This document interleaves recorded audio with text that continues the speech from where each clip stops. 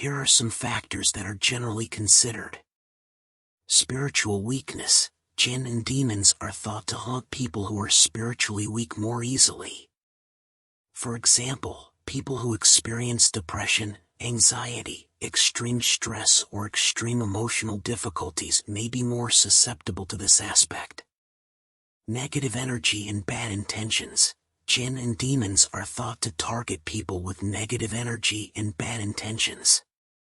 For example, people who show jealousy, anger, thoughts of revenge or malicious behavior may be more vulnerable in this regard. Those who use spiritual practices or sorcery. According to some belief systems, demons are more attracted to people who use spiritual practices or witchcraft.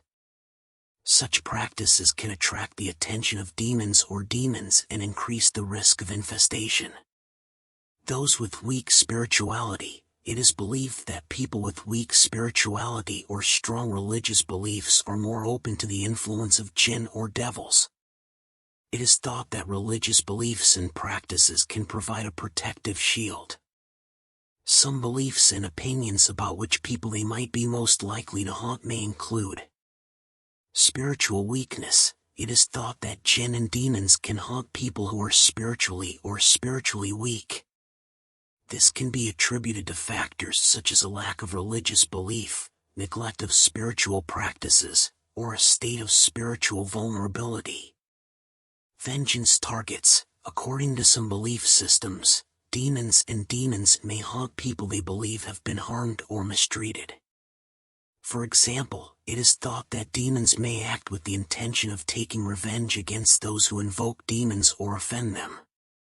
Inner vulnerability. It is thought that demons can haunt people who experience inner fragility, fear, or various psychological difficulties. For example, people with post-traumatic stress disorder, PTSD, mood disorders, or personality disorders may be more vulnerable in this regard. Spiritual attraction. According to some belief systems, demons can haunt places or people who are considered to have an energetic or spiritual attraction. For example, ancient cemeteries, cursed houses, or spiritually dense areas can become centers of attraction for such beings. Magic and evil acts. It is thought that demons may be haunted by malicious spells or witchcraft practices. Manipulating existing energies or invoking negative forces with such practices can increase the influence of demons.